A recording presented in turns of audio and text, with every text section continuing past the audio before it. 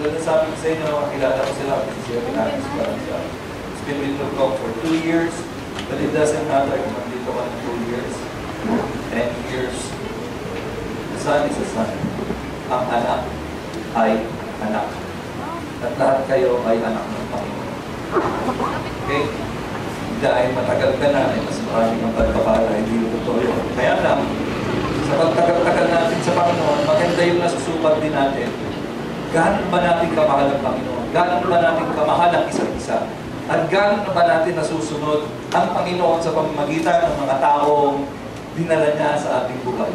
Bilang pastor at ama niya sa pananampalataya, lagi po ako naghahanap ng paraan o susi. Okay? Ano bang nagagawa ng susi? Bukas, di ba? Ang salita po ng Diyos ay nagbubukas ng maraming bagay. Kaya sinabi niya sa kanyang mga alagad, binibigay ko sa inyo ang susi ng kaharian ng Diyos. Para pag ginamit niya ito, marami kayong mabubuksan. Okay? Marami akong susi sa kotse. Okay? Namin, tipo ng bahay. Okay? Meron akong extra susi ng kotse. Meron akong susi ng bahay ng... Meron akong susi ng bahay ni Mami. Wala yan pa. Okay? May susi ako na CLC. May susi ako dito. May susi ako ng pag-ibig. So kung ano man susi meron ako, nabubuksan ko. Ama, ngayon, ang salita ng Diyos, yun ang nagagawa sa atin. Ang Panginoon ay binibigay ang kanyang salita. Ipinauunawa sa atin ang pamamaraan ng kaharian niya upang maraming mabuksan sa ating buhay. At isa ho rito ay ang pag-ibig o pagsunod o tinatawag natin loyalty. Last week, pinag-usapan natin yung first part sa buhay ni Naomi at ni Ruth, kung paano naging matatag at tapat si Ruth sa kanyang biyanan kahit sila hindi pareho ng lahi. So nakita natin ang kanyang pagsunod. Loyalty is the ability to put others before yourself. Ang katapatan po, kasi walang katapat halos eh. Yung faithfulness, katapatan din sa Tagalog. So gamitin na lang natin ang salitang katapatan. Ang katapatan ay isang abilidad upang bigyan mo ng halaga ang ibang tao bago ang iyong sarili. Okay? Sa araw-araw po, madalas nangyayari, inuuna natin yung sarili natin. Hindi naman po masama, hindi ko sinasabi yun. Pero, kung tayo po ay nananaganan, isaalang-alang din natin yung ibang tao. Sila man ay masagana na o hindi, hindi ko nagpapalit ang prinsipyo ng kaharian ng Diyos. Tayo pa rin ay nilalang at pinagpala ng Diyos upang magpala ng iba. So sa ganyan ho, pananaw, pwede ho natin gamitin ang abilidad ng pagiging matapat. Okay, ang sabi dito, abilidad. So ang abilidad po, hinahasa. Ang abilidad, kailangan masanay ka doon. Sabihin mo sa kapatid mo, masanay ka. Hindi nyo pwedeng tanggapin yung salita at pagkatapos wala kang kayong gagawin. Loyalty is both words and action. Loyalty entails integrity. Ha? Okay. Loyalty entails integrity. Ano integrity? Integridad. Pag sinabi mo,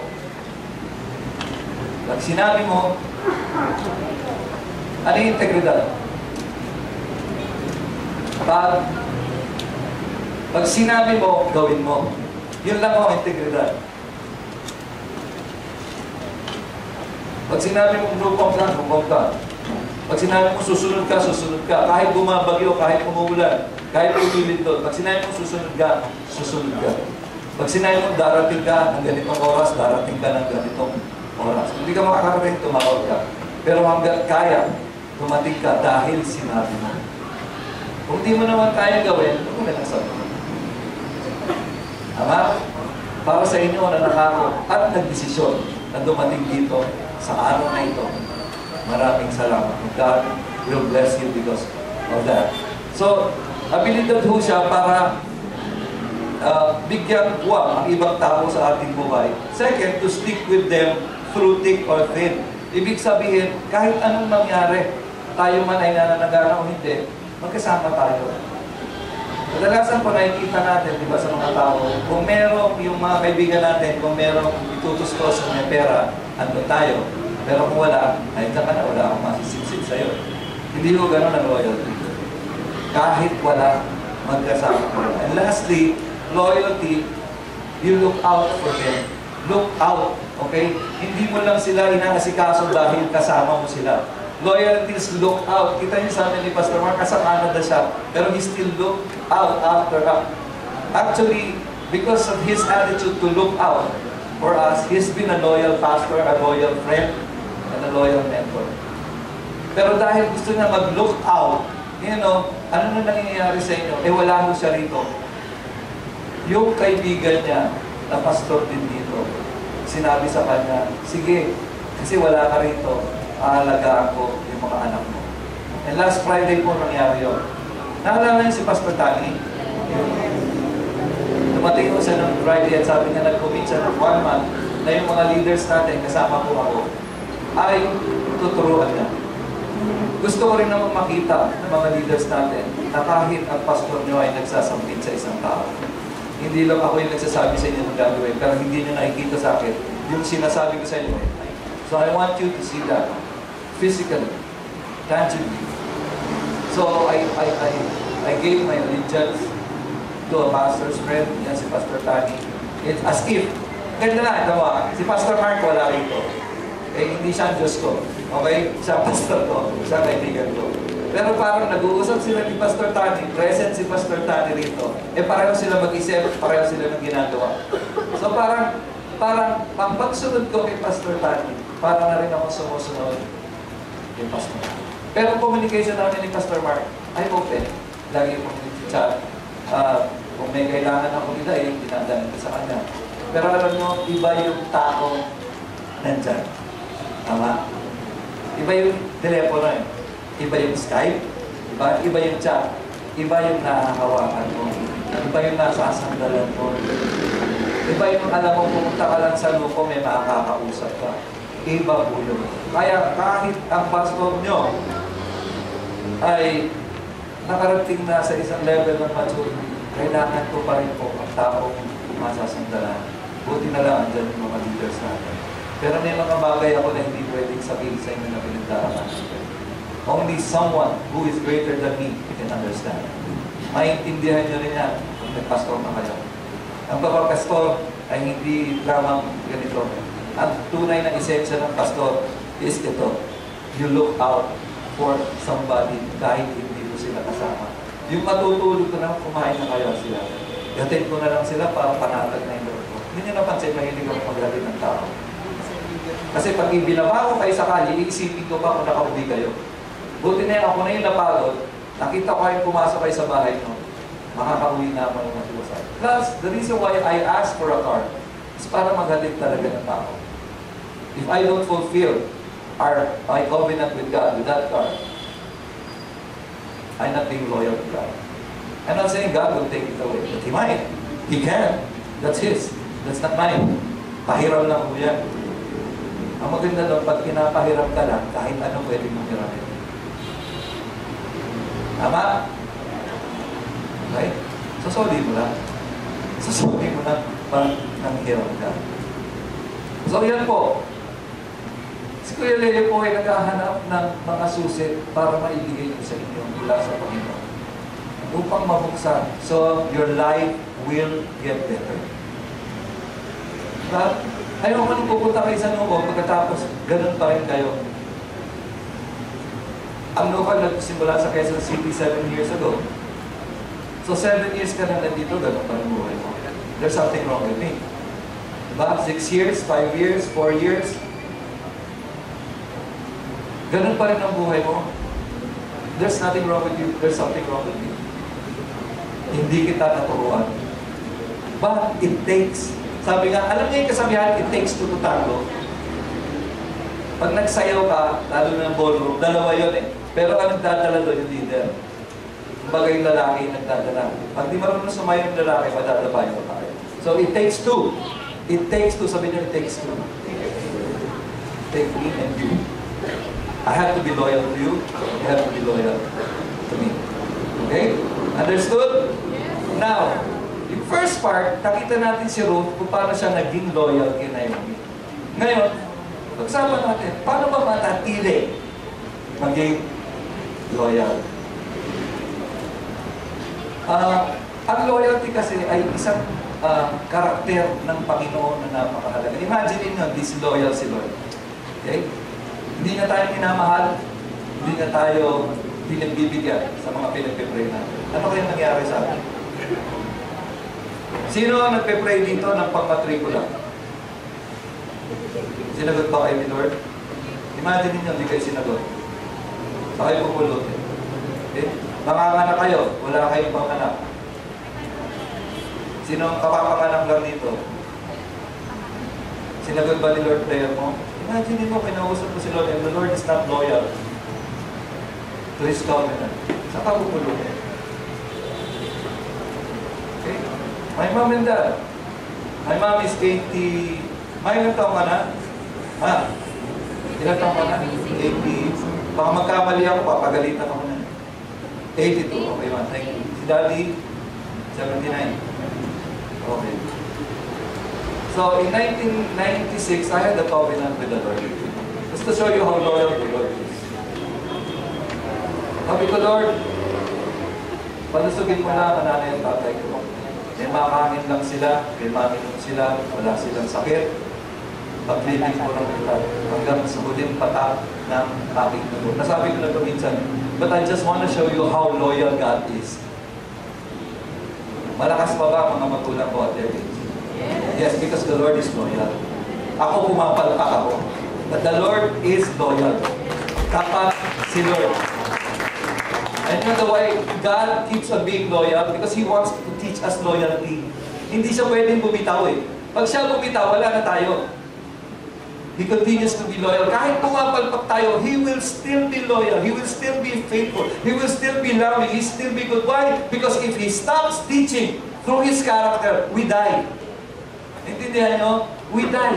Our life would not get better. Hindi huwiin naman buhay natin. But, we have to be open to that. Kailangan mag-isip tayo. Ito pa rin tinuturo sa akin ni Lord. And God teaches most of the time to the people He has chosen. In the case of the Israelites, pinili niya si Moses. Lahat ng tinuturo. Kaya pag nagsalita si Moses, parang nagsasalita si God. This is what I command you. Ganun nagsalita si Moses. Pero inutos lang sa kanya ni Lord yun. This is what I command you today. Ganun siya magsalita sa mga Israelita. And this is what I command you today. Being chosen as your pastor, be loyal. For your God is loyal. Sabi mo, katabi mo, be loyal. Okay? Hindi ko yan through orange, okay? Loyal is an ability na kailangan niyong hasain at masanay. Ngayon nakakita ko sa ating pagbabasa sa ating devotions ng isang magandang illustration ng pagiging loyal. Sa 1 Samuel 14 verse 1, nag-usap ho ang isang prinsipe at ang kanyang alalay. Ito po ang storya ni Jonathan, anak ni Haring Saul, at ng kanyang armor bearer. Sabi niyo, armor bearer. Okay, ganito yung usapan nila sa verse 1. One day, Jonathan, son of Saul, said to his young armor bearer, bata pa ho yung armor bearer, ang sabi ni Jonathan, come, let's go over to the Philistine outpost on the other side. So, yun yung sinabi niya, Diga, punta tayo dun sa kalaban natin. In short, mga Pilisteo, kalaban ng Israelita yan. Kung ikaw yung armor bearer, susunod ka ba?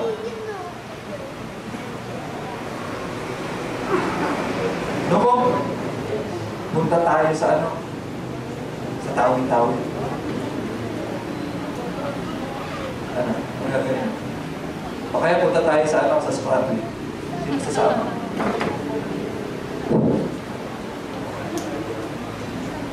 Alam natin na doon sa Spratly at saka yung karating nila mga isda, ginigiran ng mga Chino, yung mga Pilipinong isda doon. Pupunta ka ba doon? Sabi ni Jonathan sa armor bearer niya na bata pa. Hindi naman bata kasi laki ni Matthew.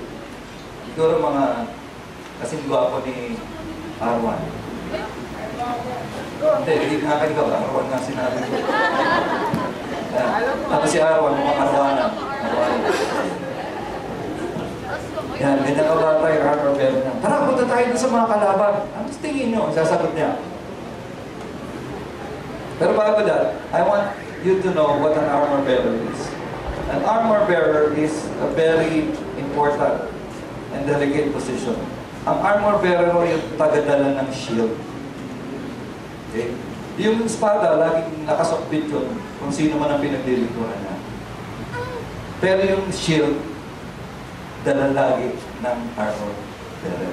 At yung iba pang mga pamisibat, okay, tirador, ganon, armalite, may mga dalang ganon. Yung armor bearer, pero yung espada, dala lagi yun ng prinsipe o sino man ang pinaglilingkuran niya. Pero ito ang pinakamatindi. The armor bearer, di nakikipaglaban yung amo niya. Nasaksak nung amo niya yung kalaban.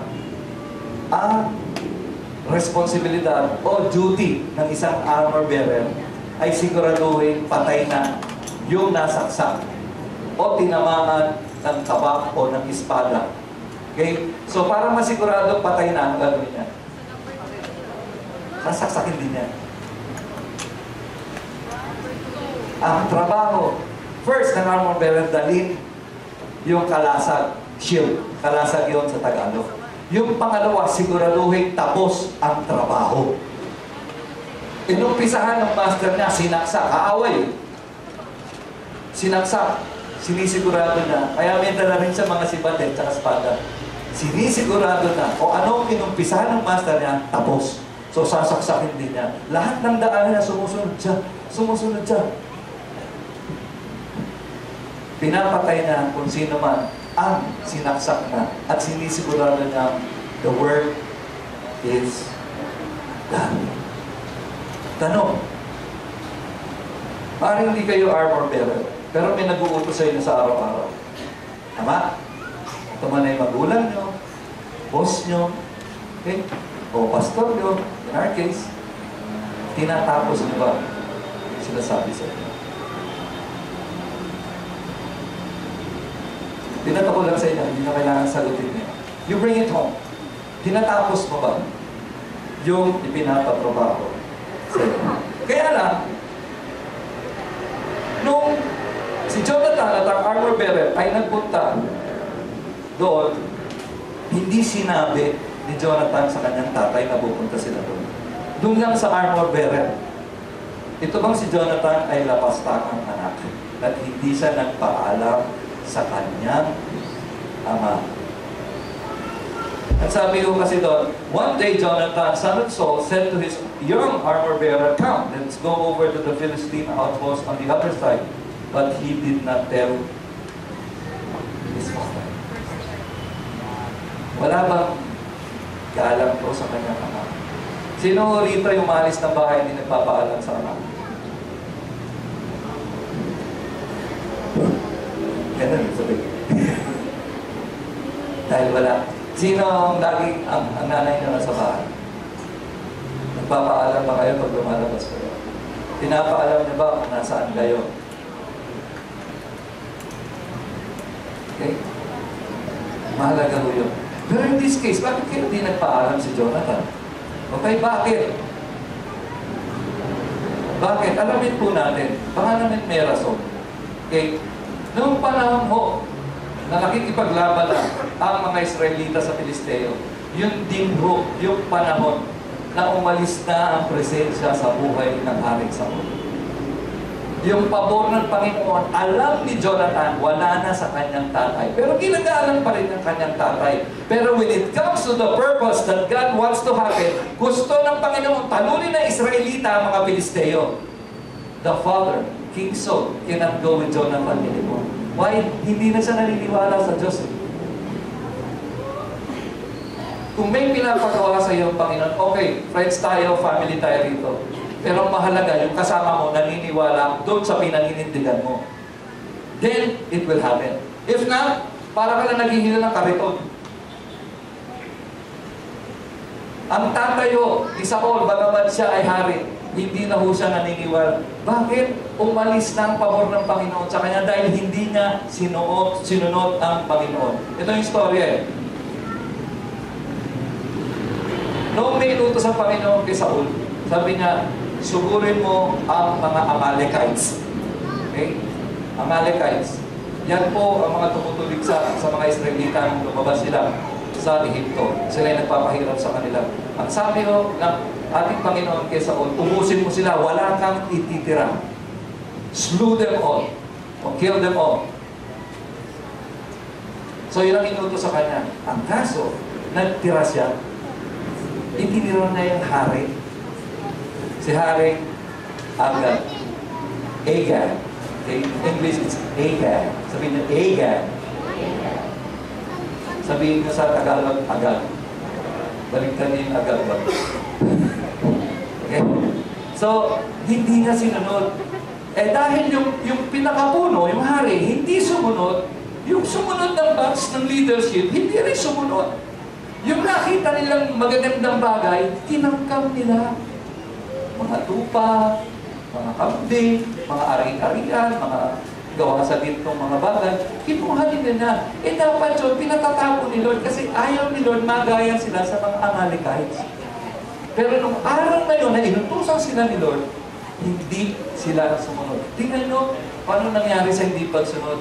Itong araw na ito, na kailangan nilang supili ng kaaway nila, hindi kasama yung hari.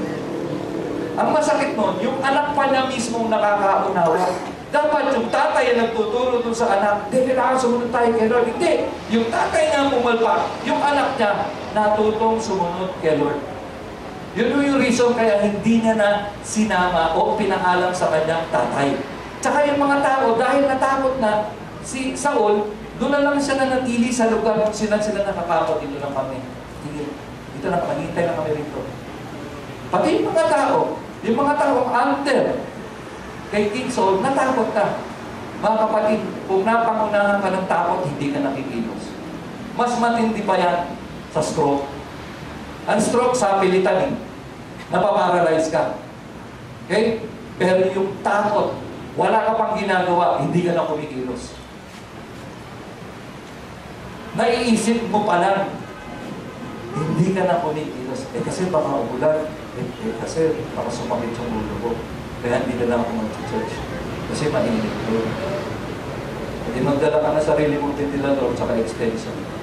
May paraan. Hindi, may paraan. Pag gusto mo di ba? Kasi sabi ni Jonathan, ikaw, punta tayo sa kampo ng kaaway.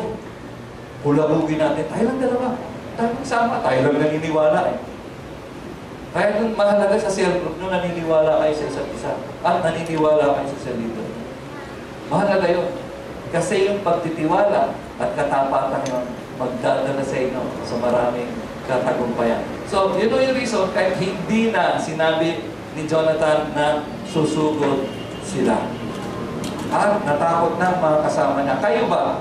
Magsasama kayo, may gagawin kayo, may susugurin kayo, o kaya may tatrabahuin kayo. Magsasama ba kayo ng hindi naniniwala sa inyo? Magsasama ba kayo na takot gawin yung gusto nyong gawin?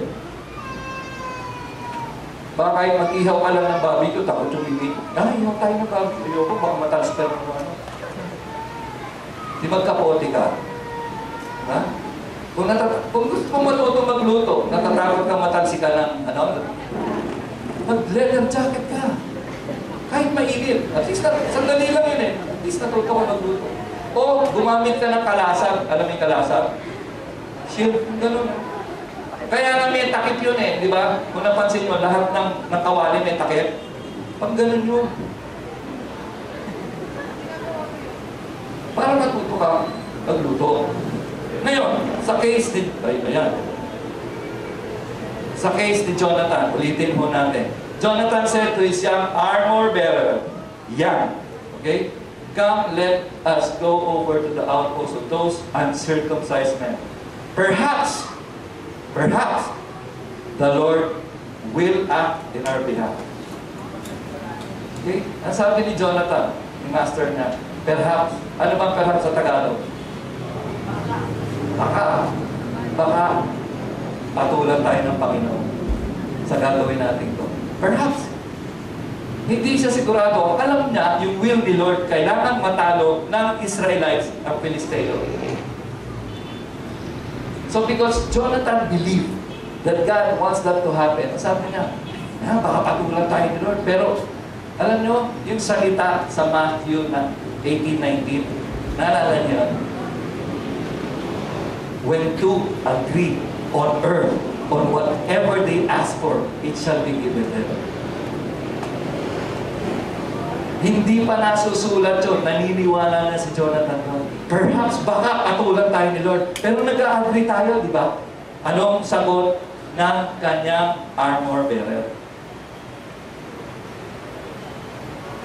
Ang sagot ng armor bearer niya, this is what he said, to all that you have in mind. Kahit anong nasa isip mo, all that you have in mind. Sumugod doon, okay? Lumipad tayo papunta doon. Ano man, okay? Gusto mong naka-underwear lang tayo sumugod doon. Whatever you want, whatever you have in mind, ito ang sagot ng armor bearer. Go ahead. I am with you, heart and soul. Kahit anong nasa isip mo, nasa isip pa lang yun, ha? Ang sabi lang niya, pumunta tayo doon. Pero yung plano, wala pa naman na-discuss na plano, paano sila susugod. Ang sinabi lang, susugurin natin sila, tayo lang dalawa. Baka katulad tayo ni Lord, magtagumpay tayo. Tayo lang dalawa, mag-agree tayo. You know why Jonathan can say that to his armor bearer? Hindi mo ganun-ganun kasi ang pagkuha ng armor bearer. Ang unang katangian ng isang armor bearer ay matapang. Brave. Kasi minsan wala siyang ginagawa, dala-dala niya yung mga sandata eh. Sunod-sunod siya doon. Kaya mo bang pumatay? Kaya mo bang pumatay ng pinatay na para naman siguradong patay na siya?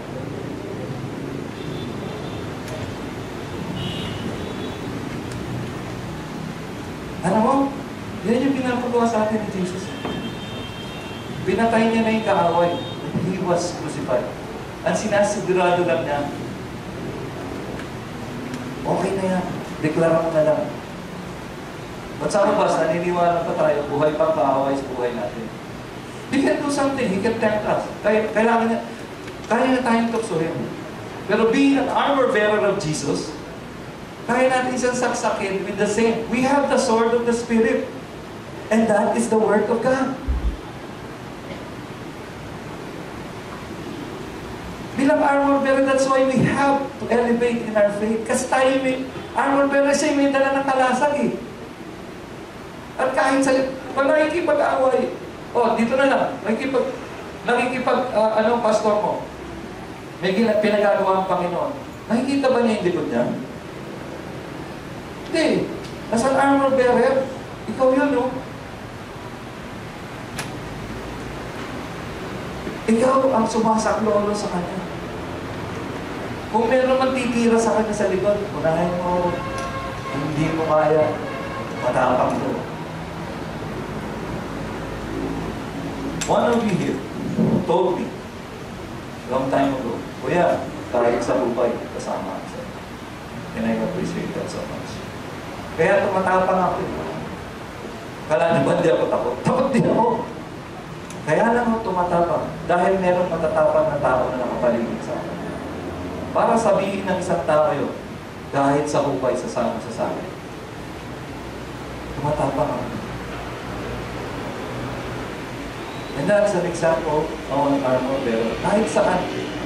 Minsan nga sabi niya sa akin, huwag ka na pumunta, ako na lang. In his words, huwag mo nang dumisan yung kamay mo, ako na lang ang gagawa na para sa iyo. And I am so honored for that. The goal of the armor bearer is to protect his master at all times. Kaya delikado ho ang armor bearer. Kasi yung buhay niya, yun ang itinaya niya upang matugunan yung pangangailangan ng kanyang master. And you know what? Ang reward ng armor bearer, lahat ng naiisip ng kanyang master ay sasalit sa kanya. Kung sino yung sinusundan niya, nasasalit sa kanya. Kung ano yung tagumpay ng master niya, nararanasan niya. So, sumugod ba silang dalawa? Opo. Dalawa lang sila. Ang napatay nila, 20 mahigit. Dalawa lang sila, 20 mahigit. Ang napatay nila. Because they agree. But first and foremost, it was the loyalty of God that gave them strength to be loyal to what God is asking them to do. And for Jonathan and his armor bearer to be loyal to each other. Alam nyo, na-encourage si Jonathan greatly dun sa sinabi niya. Do all that is in your heart. Do whatever is in your mind. I am with you. Heart and soul. And then, sa gera, dito tumakbo yung armor bearer. He was with him all the way. And both of them experienced and tasted how sweet victory is. Hindi ba yun lang naman po ang hinihingi natin sa buhay? Magtagumpay tayo. Hindi lang naman eh. Kaya tayo nag-aaral, taas ang kamay ng mga estudyante. Di ba? Kaya kayo nag-aaral, gusto maging successful. Tama? Mga magulang, mga ama, natrabaho kayo para sa pamilya niyo. Why? Una, ayaw niyo nang maranasan ng mga anak niyo, naranasan niyo. Tama? Let ito sabihin sa inyo. If you're successful, your children will be successful. Jonathan was successful because he believed in the loyalty of God to him. Sabi niya, baka patulan naman rin. But, you know, he believed in God's word. See, ibinibigay ko yan sa inyo. Alala niyo yung pinag-usapan natin dito. Kung ano sinabi ni Lord, nung tumano, kunin mo. Kahit mahirap, huwag mong isipin yung kakayanan mo.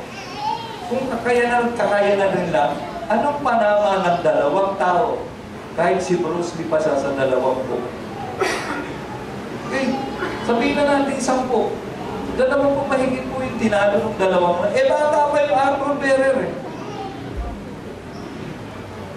Bata pa yung armor bearer. Ang sinabi lang ni Jonathan, pumuntahin tayo, guluhin natin sila, hirahin natin sila. Perhaps, baka patulan tayo ng Diyos. Pero nandun yun eh, patulan tayo ng Diyos. May gagawin ang Diyos. Eh, sumang-ayon. Ang sabi ng Biblia, pag 2 raw ay sumang-ayon, ano man ang hinihingi nila dito sa lupa, ipagkakaloob ng Panginoon. Kailangan magbago ng politisip. Kaya magandang tambalan na mag-asawa. Lagi may nag-a-agree. Pero pag lagi kayo nagbabangayan, lagi kayo nagtatago sa isa't isa ng mga ginagawa nyo, hindi kayo pagpapalain ni Lord. Period. Why?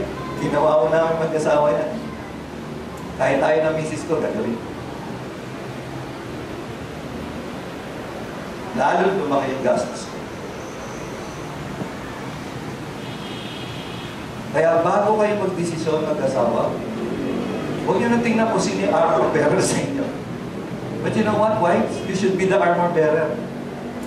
Kung meron na kayo hindi gusto sa mister nyo, kayo na lang mag-usap. Huwag nyo na ikalat, ay, mister ko.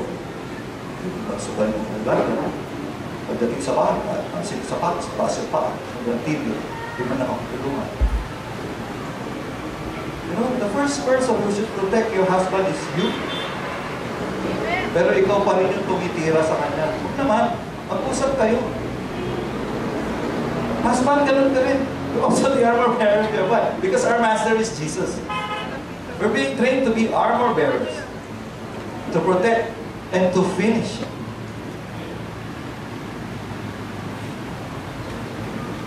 When you go home, hindi nyo kasama ang husband nyo, you talk to your husband. Kailangan daw natin mag-agree. You read Matthew 18:19. If your husband and wala yung wife dito, you go talk, you pray. Isang bagay na natutunan, sabi ni Pastor Mark, we struggled. Yes, we did. Joanne and I struggled for 16 years. The first 5 years of our marriage was really mahirap. It's a lot of adjustment. Kahit nasabihin mo, mag-un pa kayo ng 20 years since birth, mahirap po pag magkasawa na kayo yung pag-isip mo, makikita mo yung katabi mo, wala nang makeup, you know, tulo lamay, you know. Pagharap mo ba na paghinga sa'yo, diba? Diba? Iba yun eh. Ito ba yung napangasal? Mas di mo alam, lahat pala ng ipin, puspiso. Yan ang inaalok mo. Wala. Wala. Pumulahin na ito mamaya. Wala naglilisis ng pustiso. Diba? When John and I met, alam naman niya, may dentures ako. So, bago matulog, alis ako na contact kasi malamang mata ko. Hindi naman ako malabo yung ngipin ko. Kulang lang. Kaya so, aalisin ko before we sleep. And all those things. So, alam nyo, balik tayo doon. When nag-agree si Jonathan, hindi pa ako mag-asawa yan. Ha? Okay. Master and armor bearer. Tayo pa kaya may mga asawa? At hindi pakinggan ito. Dahil sinusunod natin yung prinsipyo ng kaharian niya, yung susik. Guys, Mr. Mrs., wag ko kayo magkanya-kanya. Sinasabi ko na hindi ko kayo magpapala. Hindi ko yan ang gusto ni Lord. Kahit gusto niya na kayong pagpalain, mas mamatamisin niyang malaman niya na may karakter tayo at sumusunod tayo sa Kanya. Kaya maghintay ni Lord. Tayo, kaya ba natin maghintay? Sumunod na lang tayo. Madali lang yung paghihintay. Agree? Agree? God is loyal. Alam niyo, napaka-loyal ni God eh. Kasi, nung pinasusupil niya na ang mga tao sa lupain ng Kanaan upang ibigay mo sa mga Israelita, nagbitaw siya ng salita, words of loyalty to Joshua. At sabi niya, hindi kita iiwan o papabayaan. Yun ang essence ng loyalty. Hindi kita iiwan o pababayaan. Sinabi rin niya ni Jesus, Matthew 28, go and make disciples of all nations, baptizing them in the name of the Father and of the Son and of the Holy Spirit, and teaching them to obey everything. Okay? Teaching them to obey everything that I have taught you. Ibig sabihin, the way you teach is when you obey. You cannot teach obedience without you obeying first. So parents, you cannot teach obedience, sundin mo ako. No. Tingnan mo ako kung paano ako sumunod. Ganun no ang pagtuturo ng pagsunod. Parang tuturo ka rin kumain, anak, ganito kumain. Isa kasi sinusuko, ganito kumain, sinusuko. Hindi. So pag nagkaanak siya, susukuan din niya. There's nothing wrong with that. Pero kailangan maturuan mo sila na mag-mature. So anak, ganito kumain. Pakita mo, ikaw muna. Sabihin sa sarili mo, ako muna. Mister, pakita mo sa asawa mo, ikaw muna. Mrs., ganun ka rin. Pakita niyo sa isa't isa. Be loyal. Huwag mo sabihin sa isa't isa, I will never leave you or forsake you. Hindi kita iiwan o papabayaan. Testimony ko po yan eh. Kasi hindi naman po si Ate Joanne yung unang asawa. Nasira po ang unang pamilya ko. I first got married in 1984 and it only lasted for 5 years. Bakit? Kasi sabi ko, ayoko na. For whatever reason, sinabi ko, ayoko na. Iiwan ko na kayo. And after 10 years, the Lord blessed me with a gift. Yan si Ate Joanne. Kahit nagkamali ako, loyal pa rin si Lord. Kahit hindi ako naging loyal sa unang napakasalan ko, still the Lord is loyal to me to mold me into a good husband, into a good father. That's why we're going to the States, because we're visiting our children. Yung nakita niyo nag-greet sa akin, malaki pa sa akin, ano? Parang si Coach yung katawan eh. We're visiting them. Wasa ko ang buhay ko dati. Gusto niya ng kwento, huwag dito. Magkwentuhan tayo sa coffee shop, sa Starbucks, and Liquid Fire. Ikikwento ko lahat sa inyo ang ginawa ko sa buhay ko. Pero higit sa ginawa na yun, para mabuhay ako. That's why I can say things that I'm saying today. Be loyal, for our God is loyal. Obey, teaching them to obey everything that I have taught you, sabi ni Jesus.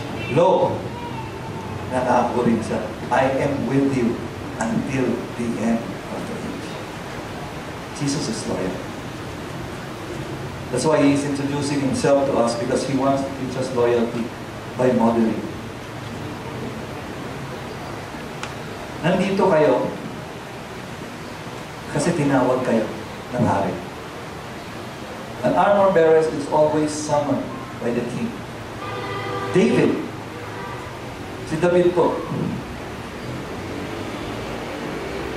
mababasa niya, si David, nang bata ho siya, dahil napatay niya si Goliath, ginawa mo siyang armor bearer ni Saul. Okay, si David. Okay? Si David ay pastor, nag-aalaga ng tupa. Okay? Pero, dahil napatay niya si Goliath dahil sa pabor ng Panginoon, ginawa siyang armor bearer. After a while of being an armor bearer, naging ano si Saul? Ha? Naging ano? Sabi mo sa kapatid mo, magiging hari ka din.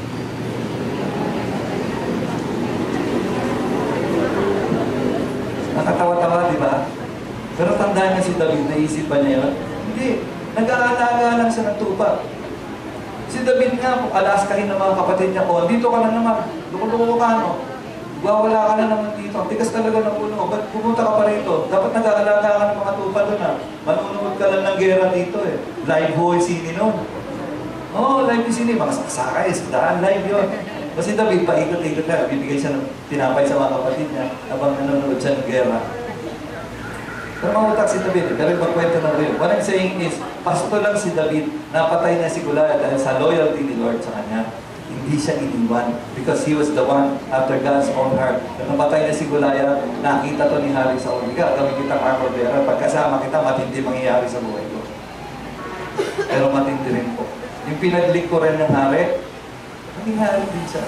So mag-ingat ka kung sino pinaglilingkuran mo. Ingat ka.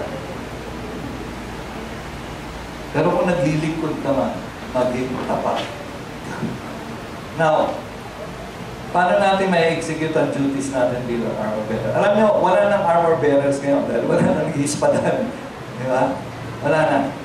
Pero yung esensya, yung qualities, yung character, yung kalidad ng isang armor bearer, maganda. At iminumungkahi ko, makita pa rin sa atin. Una, an armor bearer today must provide strength for our leaders. Yun na yung ginawa ng young armor bearer. Imagine nyo, dalawa lang sila natin. Punta tayo doon, irahin natin sila. Papatulan tayo ni Lord. Sabi ng armor bearer, sige sir, punta tayo doon. Kung anong sabihin mo, kung anong maisip mo, sunod ako sa'yo, pusod ka lalawa. Till death do us part. Parang gano'n. Ngayon, wala nang gano'n. Wala nang nag-ispadahan. Pero yung esensya, andun pa rin. As an armor bearer, tinawag tayo ng hari. We will call from darkness into light. That's why Jesus saved us to teach us loyalty. Now, paano natin ito magagawa sa araw-araw? Let's provide strength for our leaders. Kanina nakita nyo ang aking mentor, si Pastor Mark. Isa siyang guwapo, singkit, magaling mag-Ingles, at malusog na tao. Okay? Yung talino lang gusto ko, ha? Dumating ako sa punto ng buhay ko, sabi ko, gusto kong parangalan ng tao nito. Gusto kong maging magaling. Gusto kong sundan yung mga ginagawa niya. Hindi para lagpasan siya. Sa English, this is how I say it in English. I want to be great, not to surpass my teacher, but to honor him. Gusto kong magpakagaling, hindi upang lagpasan ang nagturo sa akin, ngunit parangalan siya at magpasalamat sa ginawa niya sa aking buhay. Yan ho ang isang nananalaytay na rason. Kaya merong no-com hanggang ngayon dito sa Pilipinas. Honestly po, muntik nang mawala ang no-com. Buti na lang loyal si Lord. At ang sabi ko sa kanya, I will make it easy for him. Gagawin kong maganda yung paglilingkod niya Nakasulat mo yan sa Hebreo. Make it a joy for those who have gone before you and encourage them to serve more. I want to encourage you. Gusto ko siya i-encourage na, sige, Pastor Mark, ipagpatuloy mo yung ginagawa mo. Kamag-alala, ako bahala dito. Pinapatulang kami ni Lord dito eh. You do what God tells you to do there. Listen to you, you are a pastor. Pero kung maintindihin dito. Alam nyo, kaya lumakas ang loob niya, magtayo ng... Mahirap magtayo ng church sa Canada. Hindi ko kasi dali sa States. Wala nang naniniwala sa Diyos sa Canada. Maganda ang Canada. Malaki, maluwag. Pero wala na akong naniniwala sa Diyos. Kaya malakas ang loob niya, andito tayo. Kung ginawa ni Lord dito, kaya rin niyang gawin sa Canada. Can we provide strength for our... He is our best. And God sends the best. Pag may mission, hindi yung latak ang pinapadala. Tinetrain mo na yan. Ayun mga forever, hindi yung latak yun. Matindi yun. Malamang kasi hindi niya yung pinaglilikuran niya. Pero hindi niya nilalagpasan. Sinusundan niya. And I'm telling you guys, kahit mas magaling ka pa sa akin, sinasabi ko na sa inyo ng tahasan na yun, kahit mas magaling ka pa sa akin, sundan mo ako. Hindi dahil magaling ako, kasi yun ang disenyo ng Panginoon. Yun ang disenyo ng Panginoon. Nakita ko yan sa buhay ni Moses. Si Moses total. Okay? Si Moses, parang nasa sa palasyo ng Egyptio, pero wala siyang kaalam-alam pagdating kay Lord. Kasi nga, buong buhay na, doon siya nanahan. 40 years of his life, doon siya nanahan sa Egypto. Imagine 40 years of his life, puro walang Diyos ang natutunan niya. Pero when God told him, pinagpastol siya 40 years. And the next 40 years of his life was history of loyalty because of God. God has been loyal to him. God has been loyal to him. Pag tinaas niya yung tungkol niya, hawag niya ang dagat. Pag tinaas niya yung tungkol niya, talo kaaway. Why? Because God was loyal to him. And the same thing, God sends His best. We have our best in Canada. That's why I want you to be the best.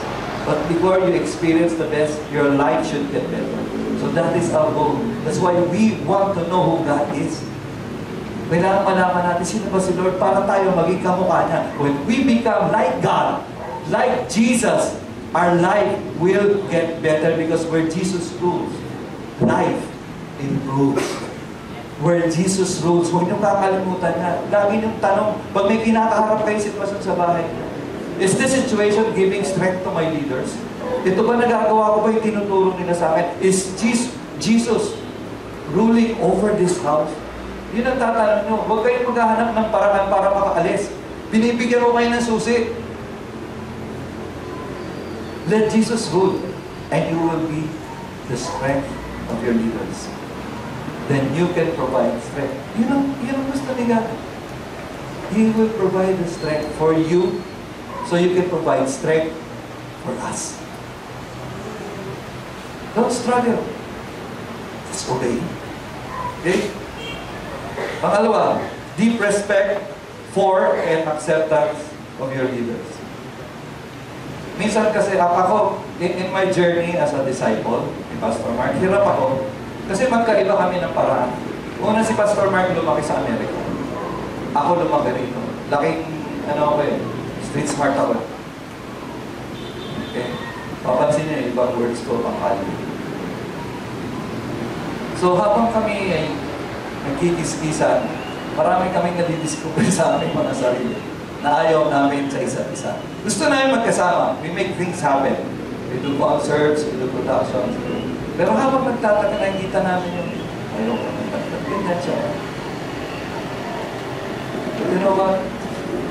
Isa din ang natutunan ko eventually. Ganyan siya, ganito ako, pero respeto ko siya. Kasi siya yung nilagay ni Lord na authority over me.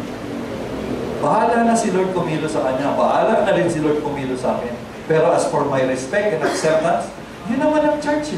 You accept the other person for who they are, knowing that they will not remain where they are because God will change them. But you just accept. Magbago, hilingan ng katabi mo, yan lang. Maybe next Sunday, regaluhan mo ng Listerine o ng toothpaste. Okay? Kung medyo may body odor, yung tanongin mo, ano ba yung deodorant? Pag sinagot ka, 7 words, o pakicheck na, baka patay na yung isa. But you have to be involved in people's lives and accept them. Dahil lang sa amoy, ayaw mo na siya. Hindi ganun ba? Kung sa amoy lang, ang bantot natin kay Lord. Kasi makasalanan tayo dati. But Jesus embraced us. Kahit mabaho tayo, kahit wala tayong silbi, tinanggap na tayo.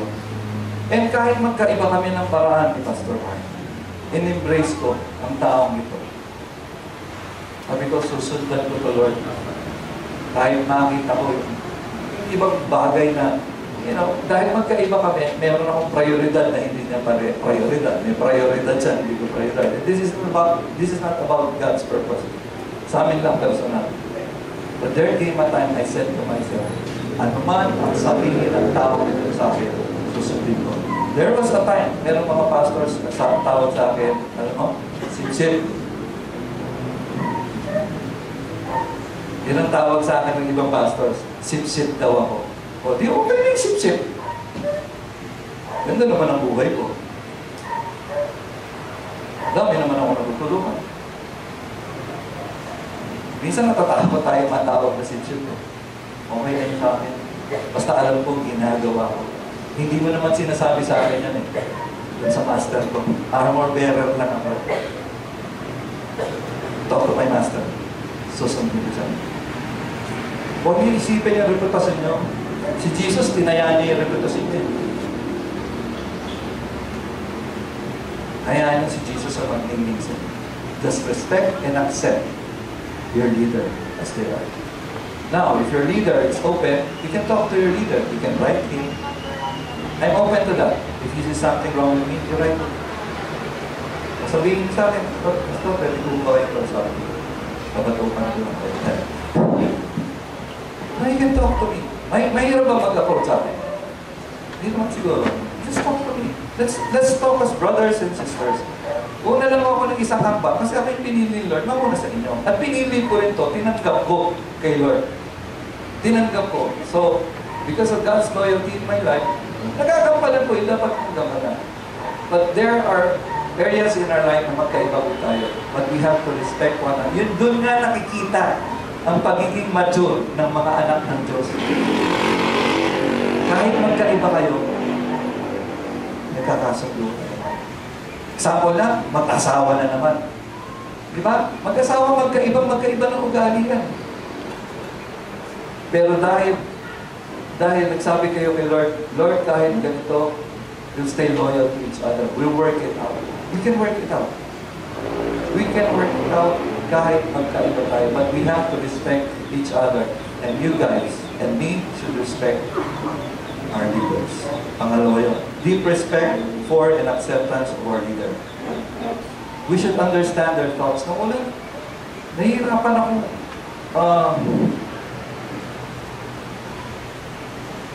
ano ba yung grasp sa Tagalog? Hawakan o takmain. Yung iniisip ni Pastor Mark, ang lalaki. Ang lalaki. No? Magko-concert tayo sa tayo ng concert, Araneta o Siyong o Cuneta.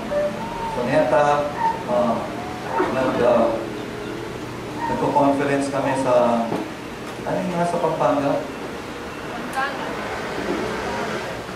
Fontana. Eh, mahal doon. 3-5 isang araw, 3 araw. Eh, ilan kami, ang dami namin. Di ba mahal yan? Saka ang laki-laki yung mahal natin nagawa. You know, hinaling ni Lord. Para lang maunawaan ko paano siya mag-isip. Ako mismo, kami mag-asawa, dinala kami ni Lord sa Amerika. Kasi laking Amerika si Pastor Mark. Hindi kasi nasabing dito, hindi pwedeng lumawak ang isip natin. Ba't doon ang lalaki lahat eh? Ang lalaki ng prutas, ang lalaki ng mansanas, ng ubas. Yung serving sa pagkain, ang lalaki. Ang lalaki talaga. Pwede na pang isang buong araw kung kukumpara mo rin. Ang lalaki, yung hamburger ko. Hamburger. Hindi ba yung shawarma rito pag bumili ka, ganyan? Hindi, ang galing. Sabi ko sa sarili ko, habang nagdadrive ako, kaya pala ganyan mag-isip si Pastor. First time ko sa States. Kasi yung langit malaki, walang mga billboard. Dito sa atin, yung mga tao, sa desire nilang kumita, pinuno ng billboard sa mga kalye. Pag naglalakad ka, wala kang makitang langit. Tama? Wala na eh. Puro advertisement na lang. Pero dun sa Amerika, ang lawak ng langit. Hindi ko sinasabi mas magaling ang Amerika kasi sa atin. Sinasabi ko lang, kaya pala ganitong mag-isip ang mamang ito. Pagbalik ko, sabi ko sa kanya, now I know why you think big. And God wants to put you in a place where you can think big. That is His kingdom. Mas malaki ang kingdom ni God sa status of this. If you only see God's loyalty in your life, that you in return will be loyal to Him. So respect the person who God has put over your life. Respect them for being different in their personality. Because, and that, nabubuhay po sa atin yung esensya, yung kalidad, yung nais makita ni Lord. Not just as an armor bearer, but as a child. Kung meron man po siguro dapat magtaguyo ng gawain ng ating Ama, yung mga anak niya ang dapat nauuna. Tama po ba? Mga magulang, hindi mo gusto makita yung mga anak mong ginagawa rin, yung mga mabubuting bagay na ginagawa mo. Ganun din mo ang ating Ama.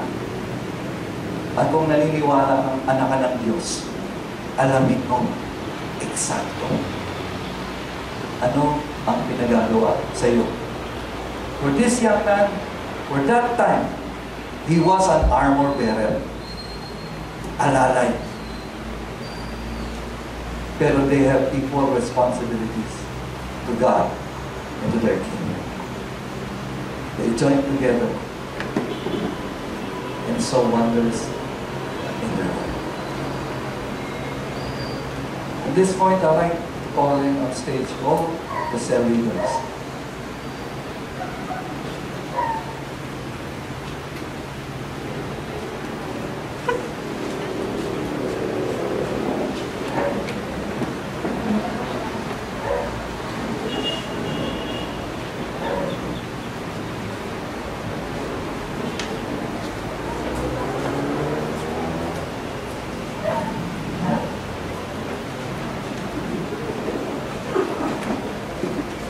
The stage may be very small for us.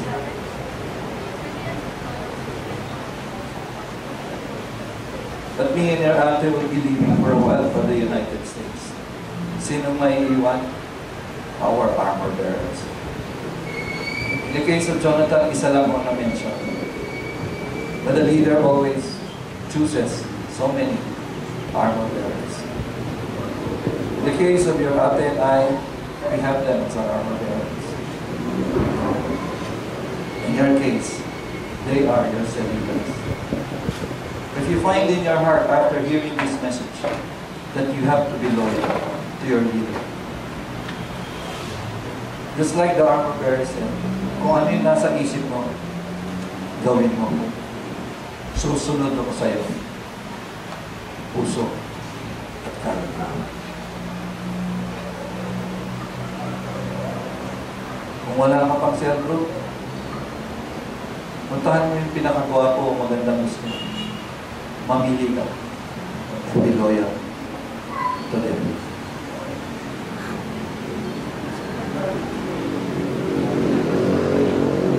I want you to go to your cell leader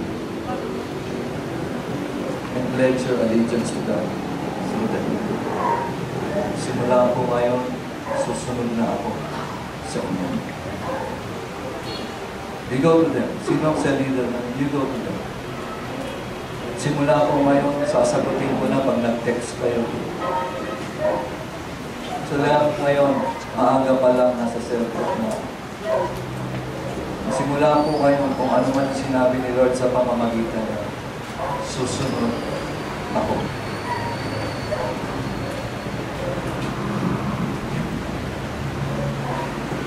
Here you go.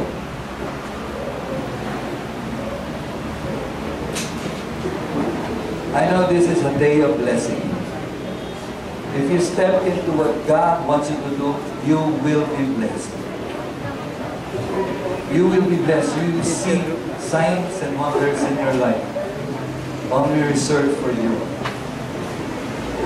Go to your cell leader.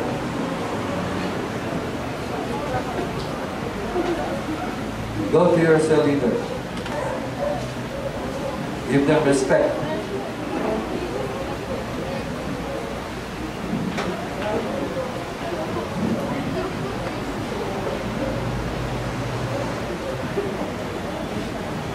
Talk to them. Talk to them. Sabihin niyo sa kanila at tandaan niyo kung ano yung sinabi niyo sa kanila.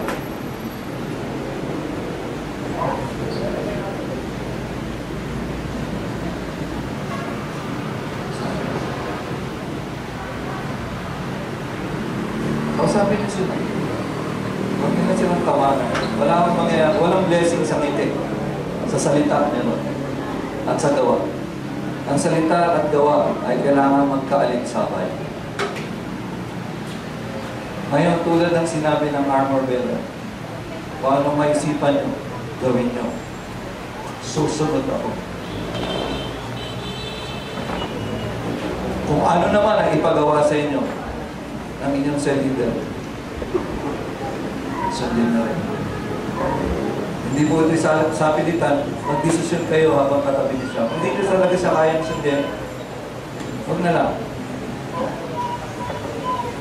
Pero in your heart, I would encourage you. This is God's way of blessing us.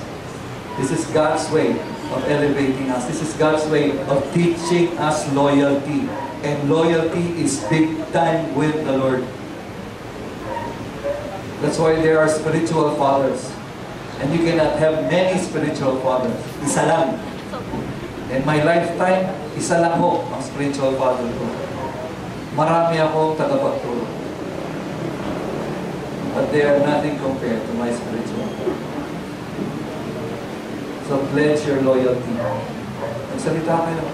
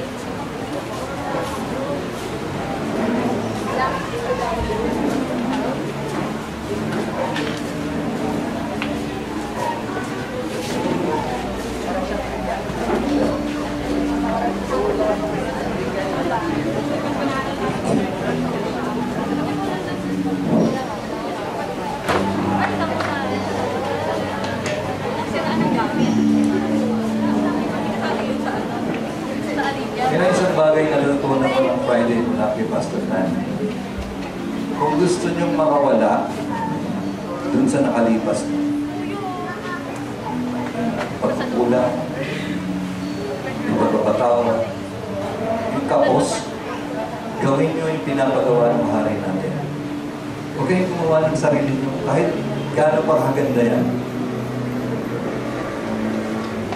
Kahit gaano pa kaganda, kahit para sa kanya pa, pag hindi pinapagawa sa inyo, huwag niyong gawin. Kasi ang utos ng hari hindi mababalik. Kahit gusto mong balikin, hindi siya mababalik. Sundin niyo lang. If he tells you disciple, disciple. If he tells you take care of people, take care of people, and you will be blessed. Wala ho akong alam gaano sa pag-aalaga ng OJT sa akin. Although Pastor Mark taught me so much, iba po pag nandun ka na at nakasala. Iba, pag may kasama ka na at sasabihin mo na po, dapat sugurin natin yun. Pero sinasabi ko sa inyo ang buong tapak, dahil nandito kayo, susugod tayo. Kasi hinihintay tayo ng bukas natin. Hindi tayo pwedeng manatili sa tayo o sa nakalipas. But what we will do is obey Jesus. If He says, go and make disciples of all nations, we will do that. Bakit? Kung nandito ka kasi, inutusan ka ng hari, kailangan mo pumilos. Andito ka, sinabihan ka, go! Pag hindi ka umalis doon, hindi ka makakalis sa sitwasyon mo. That's why He's saying, go! Go, umalis ka! Isang hambang mo palang, ang layo mo na sa kahirapan. Ang layo mo na sa pagdaramdam. Ang layo mo na sa mga bagay. Dun sa mga pangarap mong di natupad. You have to walk. When you hear the voice of the King, Jesus, walk away from where you are.